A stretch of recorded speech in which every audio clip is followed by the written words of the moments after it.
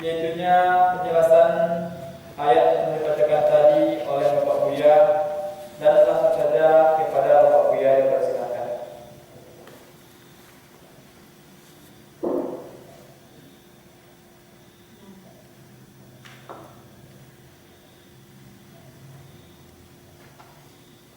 Assalamualaikum warahmatullahi wabarakatuh. Alhamdulillahirabbil alamin. Wassalatu wassalamu ala asyrafil anbiya'i wal mursalin wa ala alihi washabbihi ajma'in. Allahumma zidna ilman nafi'an mubarakan fid dunya wal akhirah. Wafhamna ala syariatin Nabi Muhammadin sallallahu alaihi wasallam. Ittaqullaha haqqa tuqatih wa la tamutunna illa wa antum muslimun. Pertama-tama syukur dan puji kita serahkan kepada Allah Subhanahu wa taala. Salawat dan salam untuk junjungan kita Nabi pilihan Muhammad sallallahu alaihi wasallam. Sampai kita kepada surat Al-Baqarah ayat yang ke-80. Insyaallah kita bicarakan sampai nanti kepada ayat berikutnya. Pertama dulu kita lihat arti ayat. A'udzubillahi minasyaitonirrajim. Wa qalu lan tamassanan naru illa ayyaman ma'dudah.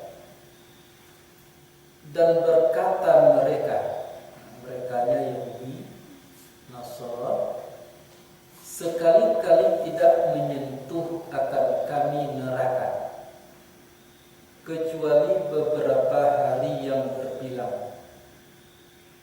Qul, katakanlah, attakhaztum indallahi ahdan, adakah mengambil kamu di sisi Allah akan janji? Falan yukhlifallahu ahda, kalau memang kamu berjanji maka sekali-kali tidak akan menyalahi Allah akan janjinya. Am taquluna 'ala Allahi ma la ta'lamun, atau mengatakan kamu atas Allah akan apa yang tidak mengetahui kamu. Bala man kasaba sayyi'atan, sebenarnya barang siapa yang mengusahakan akan kejahatan, wa ahatat bihi khati'atu, dan meliputi dengannya kesalahannya, faulaika ashabun nar, maka mereka itu adalah penduduk neraka. Hum fiha khalidun, mereka di dalamnya neraka itu kekal mereka. Wallazina amanu wa amilus shalihat, sedangkan orang-orang yang beriman dan beramal saleh, ulaika ashabul jannah, mereka itu adalah penduduk surga. Hum fiha khalidun, mereka kekal di dalamnya. Sampai situ. Dan berkata mereka, merekanya tuh tertuju kepada Yahudi, Nasara, atau yang seumpamanya, yang sama dengan Yahudi atau yang sama dengan Nasara. Kalau kita berbicara tentang orang-orang yang sama dengan Yahudi atau dengan Nasara, itu adalah orang-orang yang merasa sudah mencapai kebenaran yang sesungguhnya, sudah merasa mendapat petunjuk, sudah merasa berada pada posisi yang benar, dan perasaan yang semacam itu mereka pandangkan kepada orang lain. Kalau tidak sama dengan mereka, itu adalah salah. Itu prinsip dasar daripada Yahudi atau Nasara.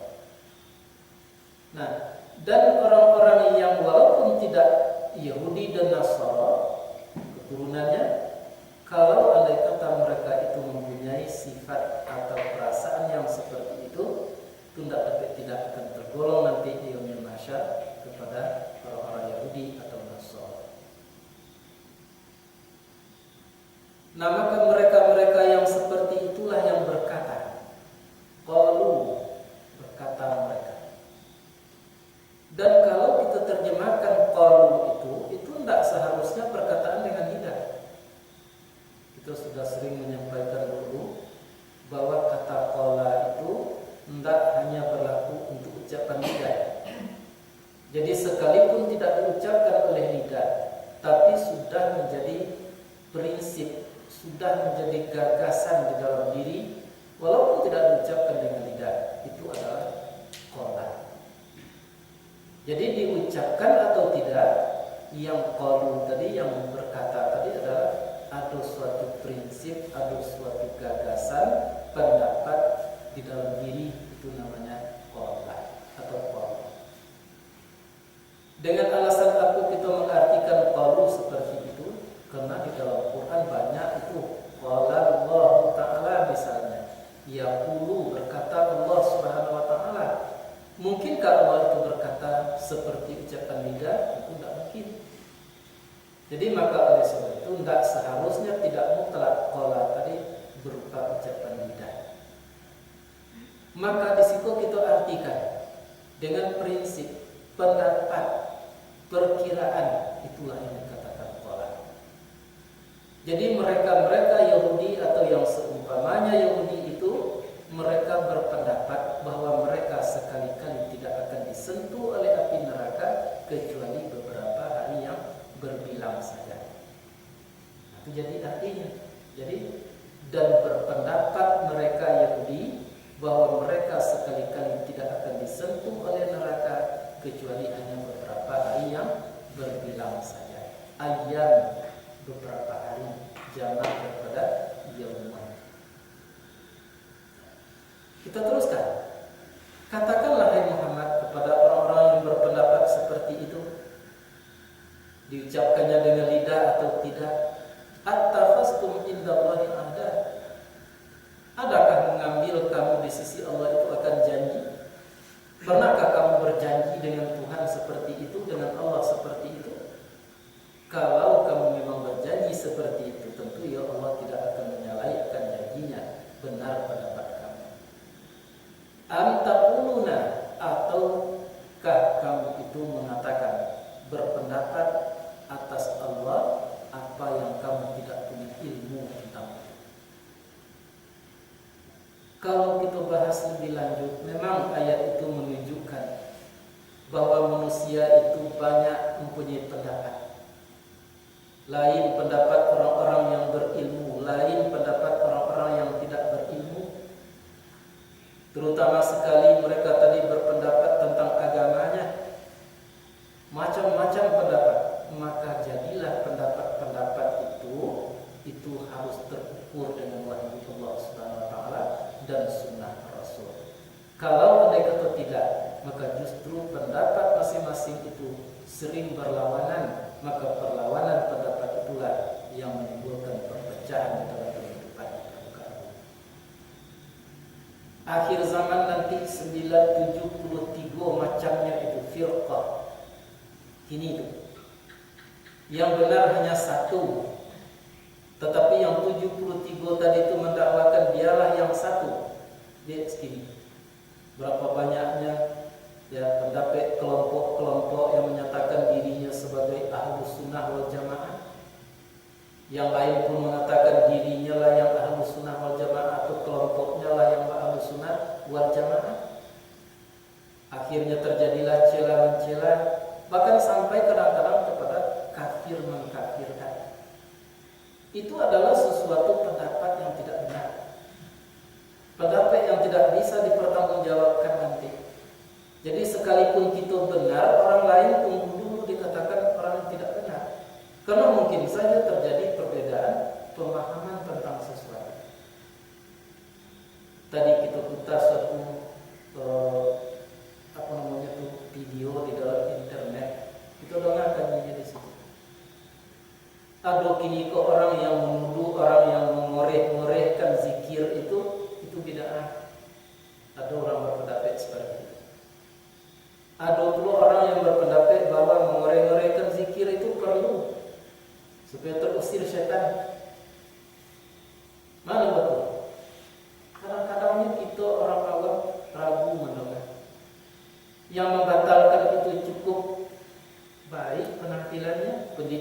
dan lain sebagainya. Yang tidak membatalkan juga begitu, itu ragu. Nah, maka untuk itulah kita perlu kembali kepada pokok-pokok yang asli. Kita mungkin agak membawa ayat kepada hal peristiwa yang lain, karena itu yang kita butuhkan. Kita tidak akan bercerita tentang Yahudi, Nasara, apa tuh yang dituju secara syariat oleh ayat itu adalah kelompok-kelompok Yahudi dulu yang berada di Madinah. Mereka itu salah menyalahkan sampai berperang, sampai tawar menawar. Tapi kita yang kita butuhkan adalah bahat itu yang harus kita kan. Dalam suatu riwayat itu diterangkan bahwa dulu pernah Umar bin Khattab itu berzikirnya, membaca Qur'annya itu dengan suara lantang. Korea. Abu Bakar membaca zikir, membaca wahyu Allah atau Al-Quran itu dengan secara sir, berbisik-bisik, ketek-ketek. Jadi dipanggil keduanya oleh Rasulullah. Mengapa engkau hai Umar? Engkau korek-korekan zikir, engkau korek-korekan membaca ayat Al-Quran itu. Kecil Umar bin Khattab, aku ingin mengusir syaitan dan aku ingin untuk menjagakan, membangunkan orang-orang yang tidur. Dipujilah mereka.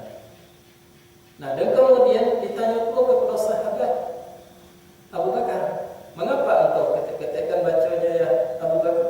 Abu Bakar menjawab pada itu, sungguhnya aku berbisik, sungguhnya aku mengatakan sesuatu bukan kepada orang yang tuli, tetapi aku mendekat menyampaikan berzikir di hadapan orang yang maha mendengar. Diyokan pula dari Rasulullah. Jadi rupanya kedua-duanya itu benar.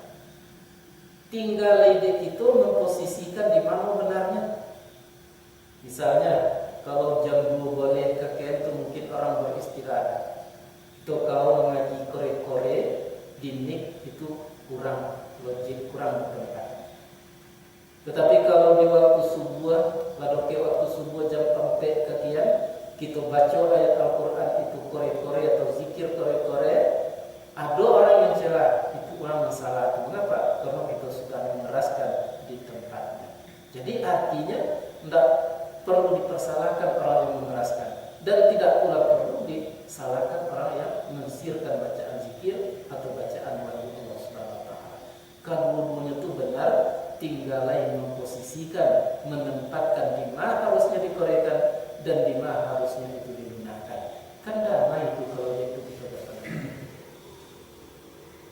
Tapi kadang-kadang kalau berzikir itu tidak boleh kore-kore, harus lunak-lunak. Memang ada ayat yang menunjukkan seperti itu.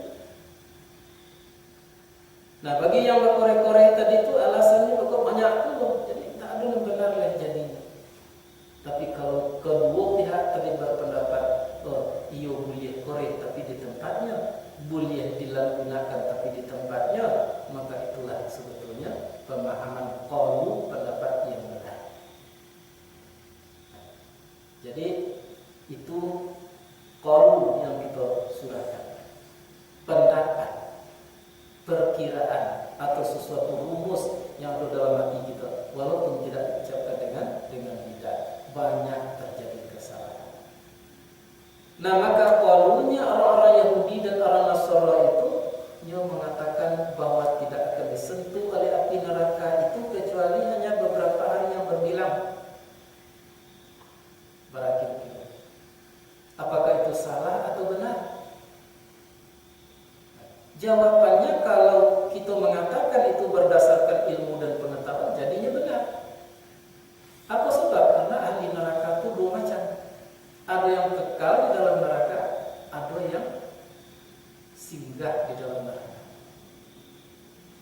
Kalau mereka Yahudi atau orang-orang yang tidak benar itu, mereka berpendapat tidak akan pernah kekal dalam neraka, tetapi hanya disentuh oleh api neraka beberapa hari yang berbilang saja. Nah, perlu dikaji. Yang benar adalah ada orang yang kekal di dalam neraka, ada orang yang singgah dalam neraka. Apa ukurannya? Selama tauhidnya benar, selama i'tikadnya itu benar kepada Allah, khusus khususnya kepada rukun-rukun iman. Tidak salahnya berpaham, tidak salahnya mentauhidkan Allah Subhanahu wa taala. Sekalipun mereka tadi tidak sempat menghabiskan dosanya dengan tobat lalu mati, maka terpaksa singgah nanti dalam neraka dan kemudian balik ke dalam surga. Itu benar. Jadi tidak boleh didatangi saja kita kok tidak akan disimbang di api neraka kecuali beberapa hari yang berbilang. Itu salah. Mengapa? Karena ada yang kekal di dalam neraka. Maka oleh sebab itu, yang kekal di dalam neraka itu adalah sekalipun andai kata orang tadi tidak berdosa, tidak ada itu, tidak berdosa, umpamanya tidak berdosa, tetapi dia syirik. Nah, tidak betul imannya, tidak betul etikanya, tauhidnya, apalagi itu orang adalah akan kekal nanti di dalam neraka. Jadi yang mengekalkan dalam neraka itu adalah syirik. Itu yang akan mengekalkan dalam neraka. Sementara mereka itu adalah orang-orang yang masuk kepada bahagian syirik, tapi mereka berpendapat bahwa kami tidak akan disentuh oleh api neraka kecuali hanya beberapa hari yang berbilang. Jadi untuk itu joleh di situ sekali membahas nanti ahli neraka itu dua macam. Satu kekal karena kesyirikan, yang keduanya singgah dikarenakan syirik lain ada tetapi dosa ada terbawa ke akhirat. Nah, dan kemudian ada pula kelompok lain yang tidak masuk ke dalam neraka.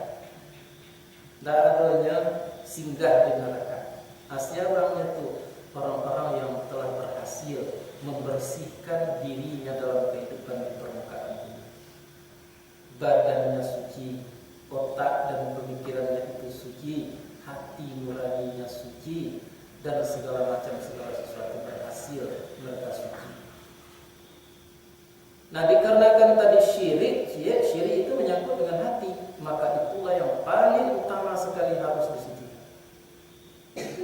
Sebab kekotoran hati itu tidak sama dengan kekotoran otak, tidak sama dengan kekotoran badan apalagi atau darah daging. Istimewa kekotoran hati itu syirik. Kufur, ragu, mulai syirik itu dan syirik kemudian munafik, maka hati itu perlu disucikan. Nah, maka kata Nabi segala sesuatunya itu ada pensucikannya. Maka untuk mensucikan hati itu adalah berzikir kepada Allah Subhanahu wa taala. Jadi kalau ingin kita tidak kekal di dalam neraka, bersihkan hati. Untuk membersihkan hati itu adalah dengan berzikir kepada Allah Subhanahu wa taala. Zikir itu boleh dikeraskan, boleh dilunakkan, boleh sendiri-sendirian, boleh rame-rame, tergantung kepada situasi dan kondisinya. Ini kalau kita simak di internet banyak itu percaturan. Ada yang mengatakan zikir bersama-sama berjamaah itu bid'ah. Apa sebabnya punya berpendapat berqaul seperti itu? Karena mereka tadi kadang-kadangnya tidak siap silapnya untuk melihat ayat-ayat Allah Subhanahu wa taala. Perhatikanlah ayat yang baru-baru kita pelajari akhir-akhir dari surah Ali Imran. Bunyinya, "Inna fi khalqis samawati wal ardh wa ikhtilafil laili wan nahar la ayatin li ulil albab." Kemudian diterangkan allazina yazkuruna itu kalimatnya jamak, bersama-sama artinya. Jadi mereka bersama-sama berzikir itu artinya. Dan sama pula yang mereka zikirkan. Nah, misalnya baca la ilaha illallah bersama-sama, dikorekan atau digunakan terserah. Itu mereka yazkuruna Allah.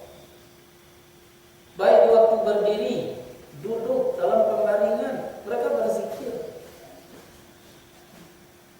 Jadi berarti kalau zikir bersama-sama itu ada dalilnya, ada alasannya, yaitu ayat Allah Subhanahu wa taala. Lalu hadis-hadis Nabi. Seperti dalam sebuah hadis, malaikat itu turun ke bumi mencari majelis-majelis zikir.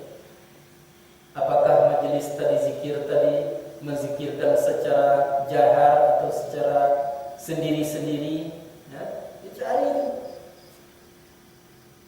Kemudian sampai kepada Allah, ditanya oleh Allah Subhanahu wa taala, kalian dari mana? Ya, jawab malaikat tadi, kami dari majelis zikir. Ya, kemudian disanjunglah ahli zikir tadi oleh Allah. Ketahui oleh ya, bahwa mereka itu dosanya diampuni. Malaikat bertanya oleh, ada orang yang lain datang ke majelis zikir itu ya Rasulullah, tapi tidak soto. Tak sotonya zikir, tapi baik dulu saja kecil gimana? Kecil Allah, orang yang berada di dalam kelompok itu tidak akan dapat bencana. Mereka termasuk kepada orang yang diampuni dosanya. Bayangkan, nggak soto zikir, masuk saja kita dalam kelompok majelis zikir tadi, dosa diampuni oleh Allah Subhanahu wa taala dengan pokok jangan syirik tadi. Kalau syirik dia tidak tolong tuh, tidak zikir. Itu. Jadi agama Islam itu terlampau murah, ya. Kalau sampai kita mencapai cara yang benar, murah benar, duduk saja di majelis zikir, ya, diampuni juga dosa oleh Allah Subhanahu wa taala. Malam tadi dulu disampaikan, takbiratul ihram saja itu nilainya itu lebih berat daripada bumi langit ditambah dengan isinya. Kan terlampau murah benar itu surga. Tapi bagi siapa? Bagi orang-orang yang mampu, bagi orang berilmu, bagi orang yang paham. Bagi orang yang tidak paham tidak bisa. Terlampau sulit agama, terlampau sulit surga. Mengapa? Karena walaupun mereka beramal banyak sekali yang diamalkan, tidak hanya sekedar takbiratul ihram, tetapi amalan mereka tadi melenceng secara tidak benar. Karena di dalam diri mereka itu ada suatu pendapat yang bersalahan dengan kebenaran Allah Subhanahu wa taala. Itulah pendapat-pendapat yang terjadi dalam kehidupan di permukaan bumi. Ya, lain juga pendapat-pendapat yang telah terang-terang benar itu melawan sunnah dan melawan Quran. Seperti orang-orang yang engkar sunnah itu jale-jale itu tidak bisa dibenarkan. Nyo Quran saja dan nyonya sunnah tidak. Itu tidak benar. Atau orang yang melebihkan Quran, melebihkan sunnah daripada Al-Quran. Tidak perlu Quran dan sunnah saja, kalau dipelajari sunnah berarti Quran batal. Yuk, itu tidak bisa menerima itu. Atau orang-orang yang benar-benar sudah mencela kebenaran-kebenaran yang dibenarkan oleh Nabi seperti para sahabat. Nah, ada tuh aliran seperti Syiah misalnya itu mencaci-caci, membenci para sahabat. Nah, bahkan orang yang membunuh Utsman itu dipuja-pujanya, dipuji-pujinya. Ya, saya namanya tuh paman Nabi Muhammad yang mati Abdul Muthalib, yang mati dalam keadaan kafir, itu mereka anggap itu adalah orang suci. Ya, mereka anggap itu sudah masuk kepada Islam, padahal tidak. Jadi balik itu kepada persoalan pokok, hati-hatilah berpendapat, jangan berpendapat salah seperti pendapatnya orang-orang Yahudi dan orang-orang Nasrani. Kita kemudian mengatakan sementara konai di api neraka, tapi kita harus tahu siapa yang sementara tadi masuk ke dalam neraka. Bukan. Dan kita boleh mengatakan kekal di dalam neraka, tetapi kita harus tahu siapa yang akan kekal dalam neraka. Nerakanya adalah kesyirikan. Selagi ada syirik sebesar zarah, maka dia akan kekal di dalam neraka. Nah, syirik itu banyak baginya. Orang-orang sombong tadi itu adalah syirik. Orang-orang angkuh, ajib itu adalah orang-orang syirik. Jadi syirik tadi tidak harus menggandingkan Tuhan saja, mengharap selain daripada Allah saja, tidak, tetapi melebihkan yang lain daripada Allah atau menyamakan yang lain dengan Allah, itu juga termasuk kepada syirik. Seperti orang yang sombong itu adalah hanya Allah, tapi nyo pula yang memiliki sombong, artinya sama dengan Allah, maka itu juga masuk kepada kategori syirik. Orang ria itu adalah orang yang syirik karena yang mengharapkan selain daripada Allah Subhanahu wa taala. Bukan pujian Allah yang diinginkan, tapi pujian manusia. Bukan upah Allah yang diharapkan, tapi adalah pemberian atau upah daripada begitu mereka tadi berqaul, berpendapat di dalam hatinya. Memang tidak ada janji seperti itu dengan Allah Subhanahu wa taala.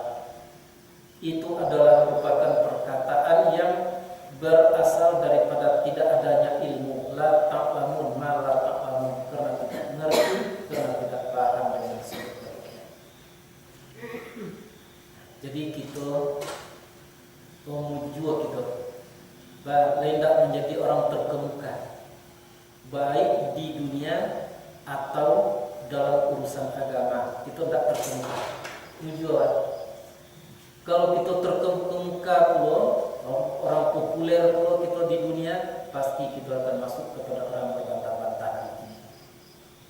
Nah, dan kemudian kalau andai kata kita orang populer, kita tinggi pula di bidang agama, tentu juga kita akan termasuk kepada orang yang salah menyalahkan di dalam beragama. Tapi kita hanya penonton, orang awam, orang banyak, maka kita dapat menyelisihkan persoalan tadi duduk persoalan yang sebenarnya. Nah, tapi jangan ragu, jangan kecewa. Walaupun kita tidak diberitahu, kita tidak tahu sebetulnya bahwa kita di mata Allah Subhanahu wa taala, asal kita memang komitmen kita tinggi terhadap ayat Allah Subhanahu wa taala. Walaupun manusia di sisi manusia kita tidak populer, ya, di sisi dunia kita tidak populer, tapi di sisi Allah bisa saja kita menjadi orang yang tersanjung di sisi Allah Subhanahu wa taala. Seperti kata Umar bin Khattab, ya, kata Allahu waliyu, menyembunyikan Allah akan wali-walinya bainan nas, di antara manusia. Jadi kalau kita lihat perjuangan atau keberadaan wali-wali Allah Subhanahu wa taala, itu banyak sekali itu yang tersembunyi. Di sisi manusia tercaci-caci, terhina-hina dan lain sebagainya, padahal ini adalah kekasih Allah Subhanahu wa taala. Itu makanya banyak macamnya wali itu. Ya, ada wali itu yang tahunya di dirinya sebagai wali, orang lain tak tahu. Ada pula orang yang tak tahunya bahasanya wali, ya, orang lain tahu. Misalnya, ada pula orang tadi itu yang tak tahunya bahasanya wali, orang lain pun tidak tahu. Apa yang pada rancak? Begitu. Kalau tahu kita membahas awak wali, orang tadi bahasanya wali, itu mudah tersentuhnya oleh keajiban dan lain sebagainya. Jadi baik kita tidak tahu sama sekali. Jadi kita kok mudah-mudahan termasuk ke kiun. Artinya tuh, ya, tentang tak beda. Dan penting apa? Dan penting kita berbaktilah kepada Allah, keluar dari sangka-sangka pendapat-pendapat yang tidak bisa dipertanggungjawabkan secara benar. Jadi hatilah yang perlu disucikan. Hati kita tuh disebut dengan qalb dalam bahasa Arab karena dia pulang balik. Kemudian dalam satu riwayat itu di orang pakai Mekah ada dosa itu, tapi dalam sejarahnya ada itu. Di Arab itu ada bangsa daun kayu, nama kayu itu dia qalb, jak daun sirih. Ya, angin hari indah anginnya goyang juga. Itu sifatnya. Jadi diberilah nama hati tadi dengan qalb, karena hati tadi goyang terus. Coba bayangkan, dia tenan goyang tadilah akan diletakkan kebenaran.